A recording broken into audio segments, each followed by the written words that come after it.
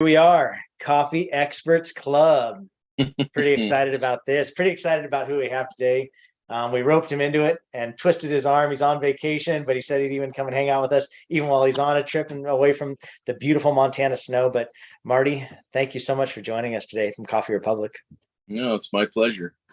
Yeah. So, I mean, the different folks that we have on Coffee Experts Club, it's kind of diverse, but not all of them have had Drew live at their house for a window of time. And you and Robin were so kind as to bring Drew in and let him hang out with you when, he came up there and helped you guys at the grand opening. So thanks for being so generous to our Drew Moody. Well, we appreciate all the help Drew gave us because, we were, even though we've had the experience, the grand opening was never our own deal, you know what I mean? And Yes. at the not at the last minute, but the last couple of months, we kind of analyzed everything and thought, man, we could use some help. Yes, grand openings can be stressful. Yeah. And so when we found out that Drew was available, we thought, oh, this is going to be great. And Drew just stepped up, and we had a great time. Yeah, Drew, what do you think about that? Well, I got to say, it was one of the smoothest grand openings I've ever worked. Yeah, you should talk about it a little bit to set it up, because I think that not everybody understands. I mean, obviously, so Marty's owner of Coffee Republic, located Great Falls, Montana, one of my favorite towns in all of the world, someplace I love going to. My dad has a vacation home and has had one there for the last 25 years. So I've spent a lot of time. It's an awful place to live. It's terrible. Drive right through. Well, tell them how cold it is right now.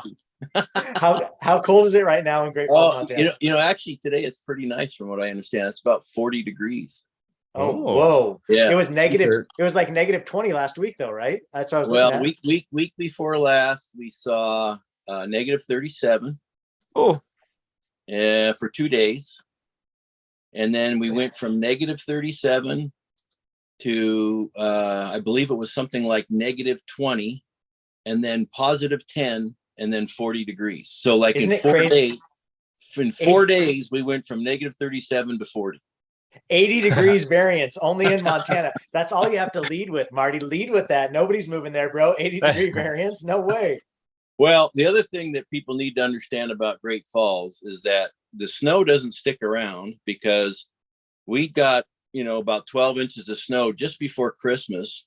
And I was watching the weather and I was telling my granddaughter, I said, this stuff's all going to be gone by Wednesday after Christmas. She goes, yeah, no way. I think it actually was gone by Tuesday, but wow, because the wind comes in and the winds change. They get what they call Chinook winds. And probably out of all the things that I don't like about Great Falls is the wind. But at the same time, it's our friend, I think, because we don't get stuck with piles and piles of snow that sticks around for months and months and months. Yep. It'll snow like the dickens for a few days, and you can bet within a week it's going to be gone. And it is, and we get a lot of sunshine, a lot of sunny days there. I love that. Anyway. Yeah, Drew, tell us the story. Tell us the story of Coffee Republic. Catch people up. I know we got to see Jonathan a few months ago on Coffee Experts Club, but catch us up to speed. Tell us how you got introduced to Jonathan, Marty, and then the time you spent up there and how it all went from your perspective. One of the smoothest grand openings, what you just said. Yeah, I mean, it seemed like a long journey of chance encounters before it wound up with me staying the night over there and hanging out with them. And of course, appreciate it, man. You guys were incredibly awesome family. I felt like a part of the family by the time I left. I was living with Jonathan. Living with Jonathan and waking up at 5 a.m. and working with you guys. And but yeah, you brought me in, I think a month before the grand opening. You guys decided that we'd been having conversations with Jonathan for a good month or two beforehand, kind of game planning and prepping. And he brought me in, and he'd already done all the hiring, and he did a fantastic job. I think we kept almost all the baristas. I don't know exactly how it is as it stands right at this moment, but all the baristas he hired actually were there for the grand opening and trained and ready. And that doesn't always happen. You can hire 10 people and only 8 of them to 6 of them make it to the grand opening. So he'd done some wonderful work finding some really good people and talented baristas there. And we spent, a good 2-3 weeks just training. And, it was so key, that period of time where I don't know, it's kind of this is what I saw from a distance, was Jonathan kind of stepped back and let you take care of training. And you had already had a lot of experience training, and Jonathan's probably his hardest and most difficult part of doing what he does is managing people. He's kind of a softie that way, but he's getting tougher. But I thought that the training that you put forth with these kids was phenomenal, and it taught us a lesson, actually. Thanks, man. I learned a lot too. I learned that I don't know everything. That's what I learned. Jonathan taught me quite a bit too, and you guys as well.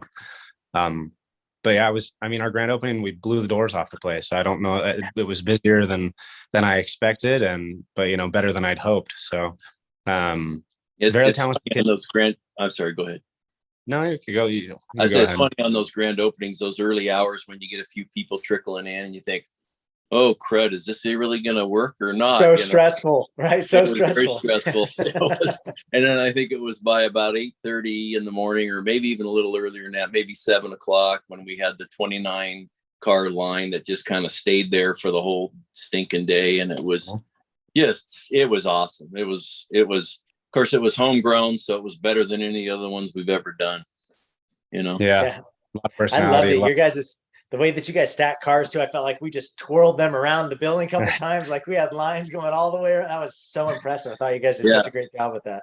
Yeah, we had a 29 or 39 car line that kind of just stayed constant. And we counted, it was taking them 12 and a half minutes to get to the window, 29 cars back. No. Yeah. 12 and a half minutes. Yeah. So going quick, whipping through there. They were whipping through, but they were a machine, man. It was awesome. All new baristas, right? All new baristas too, right? Drew, we had maybe a couple people crossing over who had done. Well, no, we had your son and we had Drew, and that helped tremendously. Our baristas, they would have been swimming with, drinking from the fire hose, but you know what? A week later, they were handling business, and we haven't had huge numbers, days where we were just nuts, but we've consistently done very, very well. I'm very pleased with where we're at, and we're in January right now, expecting the bottom to fall out, which is what usually happens in Southern California. And we're seeing a slight dip maybe, but nothing like what we used to see in Southern California. It was literally the ghost town. It seemed like a ghost town because our numbers would just fall like rapid. And then, February, we'd see all the guys quitting their New Year's resolutions, and and then they come back, so. That's exactly. They can't stay away for too long. But yeah. I think one of the things that I was most impressed about, because obviously we had some conversations, then Drew was up there, and then I met you guys up there just to drop off David, for the actual grand opening. I really loved your guys' layout. That was something really different for any of the coffee stands we've ever opened, was the way you guys did your layout. And Drew, I don't know if maybe you want to speak to that and maybe ask Marty some questions around that, because I feel like that's one of the most unique things I find about Coffee Republic is obviously you guys, we love what you guys are serving. I know you guys are serving Montana coffee, which is beautiful. We love hearing that. But also I just feel like your workflow is really unique and really well thought through. So Drew, I don't know if you want to talk about that. Well, it was one thing that was kind of surprising to me, because at the same time we were doing slight De Las Mayas stuff and designing the bar and helping that client out. I walked in there and was like, a bigger bar is sometimes better. I never even thought about that. I was like, we just do what we can. We fit what we can on the bar. And then I walked in there and worked, and I was like, this is actually amazing. This is way better than I was going to do. So I learned that you can stretch the bar out, and it actually makes for a better workflow. And I don't know if you guys had, you said you had a really small stand at one point. So going from, tight and hard to breathe and shoulder to shoulder to something like that. What was do you guys have another stand that helped you design the workflow in the same way? Well, we had Oceanside, which the work area in Oceanside was 8.5 feet by 7.5 feet. That was the workspace. 2 counters, front and back, with a 36-inch or 40-inch gap in between where you worked. And I think, when BlackRock, when we opened it, we were franchised with BlackRock. They had a certain setup in their first couple of stands. This was like store number 7, so they hadn't really gone through all the efficiency stuff, but we only had really one choice. I mean, to set it up in a certain way. The choice was, cash register and window person, some small space there to put drinks together, the machine, and then grinding. So come to find out later that they switched the grinders around and had the grinders between the window and the espresso machine, which for us made no sense because the flow of coffee kind of goes naturally one direction. And we had to be very efficient with that. So when we did Oceanside, Oceanside as, you know, probably made some concessions because of size. We did Vista, which we had a much bigger counter, but we tried to keep the main working space almost the same, because what we found in Oceanside was you could stick 3 people in that stand and you don't even have to move a foot. You just kind of work in unison. And there was employees that PJ had at the time that they could just get in there, and we were doing $800 hours. Wow. In this little 7 by 8 foot workspace.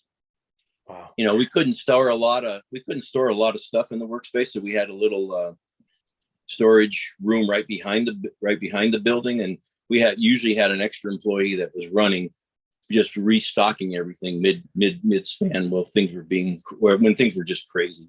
Yeah. Mm-hmm. Yeah. But this one you actually dropped. You dropped that was one. Maybe you're going there right now, Drew. But one of the things I loved about this location was how you dropped your walk-in right in the center, and you were able to walk all the way around it. You know, that's usually for every other coffee stand we've ever opened. That's always kind of pinned in a wall, pinned in a corner. You know, but I felt like it actually created so much good like energy and space in the whole stand, because you do have room to store stuff, and you have that same working bar set up like you're describing. But the stand just breathes so well, man. And I felt like it enables you to drive pretty high volume and have pretty good storage, it seemed like. Yeah, I think we have a lot of capacity at that store, and it is a fun place to work and a fun place to be, because it's not this, you know, little closet, you know. You know, it was an existing building, so the footprint was already given to us. And when we looked at it, we thought, yeah, we could make this work. It's, you know, we're going to have some extra storage space. And it's actually funny because by the time we put the ADA bathroom in there and got the closet in there for all the HVAC stuff, and then that refrigerator that we probably bought a little bigger than we really needed. So by the time we put all that in there, John's going, "Where's all my storage?" You know? So anyway, we still have a situation where, you know, especially with our energy drinks, we have to store those all off site because we got so much of it, but not enough room in there to store the energy drinks. Yeah, but it's cool that you guys are doing your own. Cool that you're able to, you know, be bag in a box and have your own. It feels good.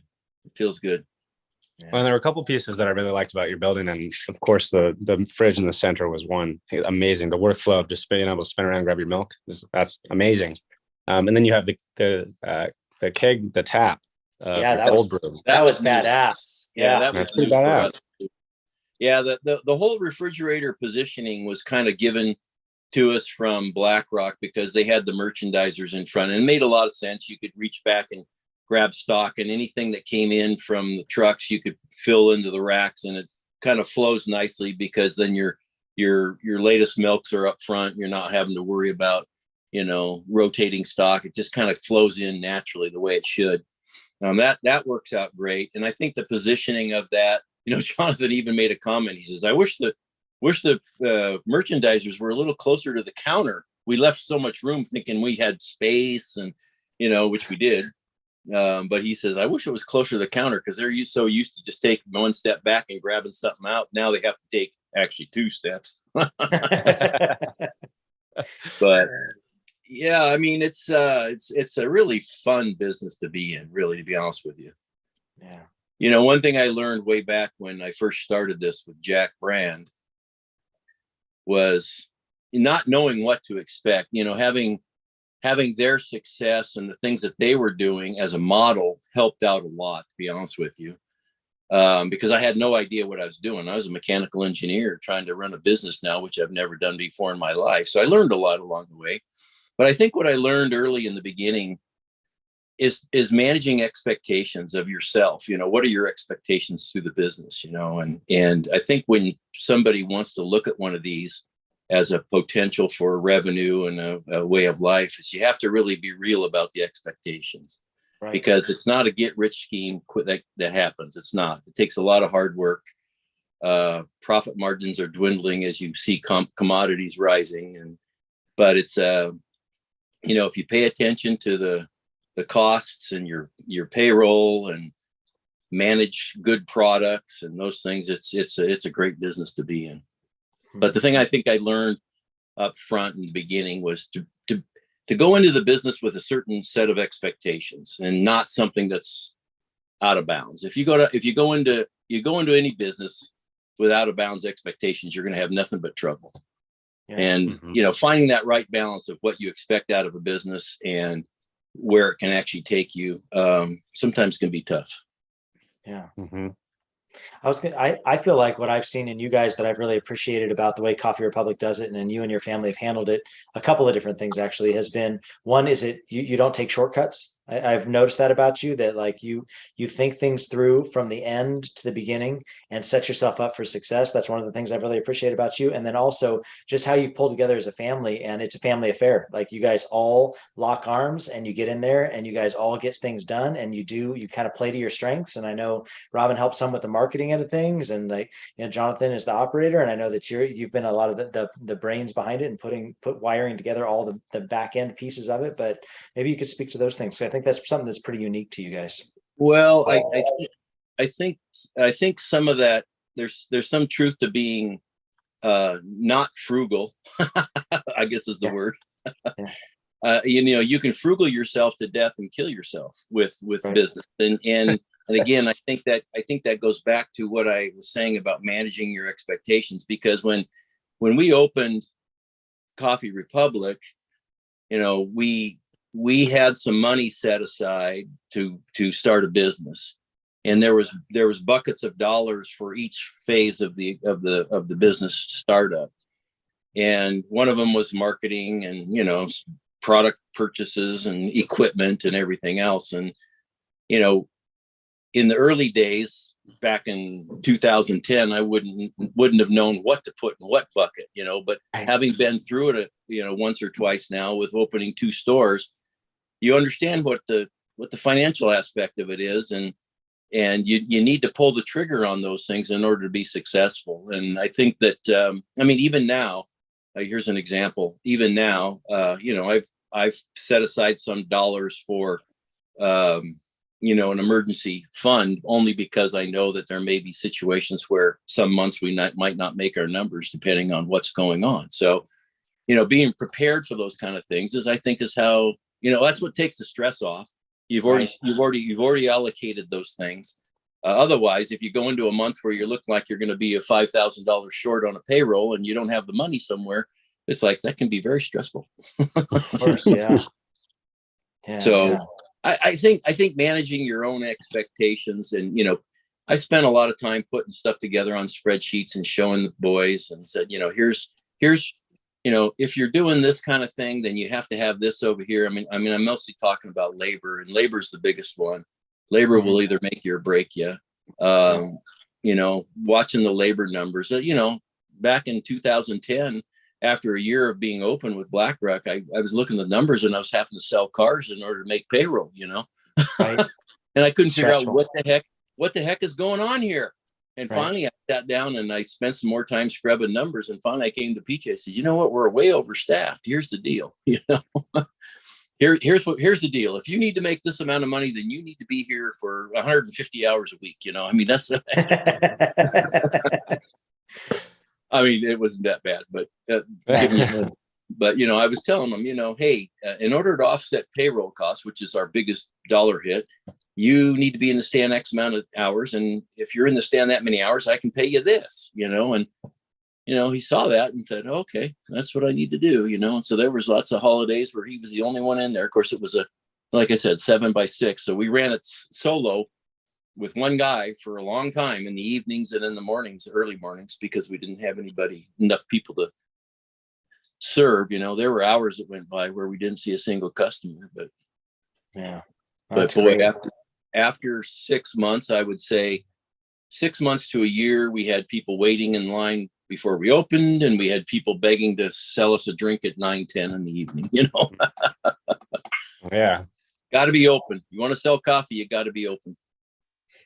Which is great. Have you experienced, so obviously that was your first iteration down in Southern California, but it sounds like do you feel like Great Falls was just ready for it? Do you think, because obviously that was it, you had a much different experience opening up this, you had those couple down in Southern California, and then obviously Yeah.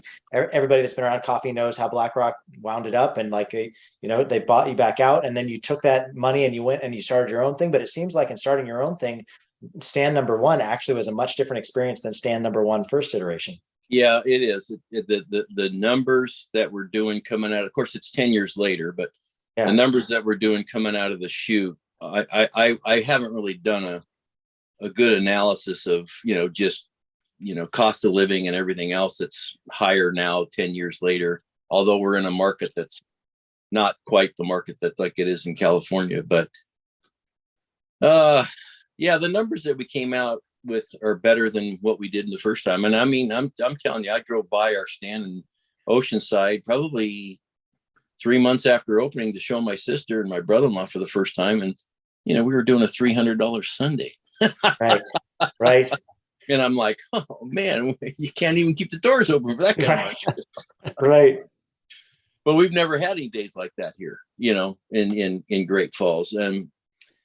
But I don't know, you learn a lot along the way. And I think part of it is Great Falls wasn't, they've never seen anything like this before. That's what I was going to say. You brought something unique. Yeah. They've never seen anything like this before. Everybody I talked to about what I was doing, they said, are you crazy? Why are you spending so much money doing this? Are you, coffee, it's coffee, Right. To give you an example, when we started working with some of the local advertisers, some of the catchphrases they came up with, you would think you were going to a Perco's freaking family restaurant. Right. They said a cup of Joe, mud. I'm like, what? Rob and I were just appalled at some of their first, offerings. It's like, wait a minute.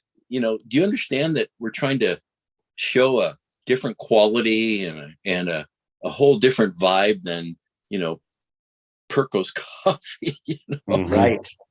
Yeah, it was pretty amazing. Anyway, pretty amazing. Yeah, Great Falls was probably not ready for us. We have a great loyal group of people that come and patronize us every day. Our response, our feedback is that we're getting, fantastic coffee, fantastic service, fantastic kids. We've got a great crew of, I don't know. I think he's retained about 5 or 6 of the original people. There's been a few fall offs. Yeah. And he's hired a few more. We've got some young kids. Montana has an interesting law. You can hire people all the way up down to 14 years old. And at 14, they're limited to how many hours they can work a week. But, it's not like California where you have to go in front of the governor to ask, please, can I hire, seems like that's what you have to ask. But no, it's, no, we have a great crew, and it seems like they enjoy working there, and we're having a lot of fun. And you're already talking number 2, right? Is that what the rumors have it? Let's see. Back in just a month after we opened, we had an opportunity to buy this building, and I felt like I needed to jump on it because I knew prices were going to go nowhere but up. Yeah. And even if we couldn't start it right away, we just sit on the building until we can get enough money to put together to get number 2 open. Yeah. So we're a little bit short on the dollar side to do the whole thing. But we'll figure out something. We'll get it open.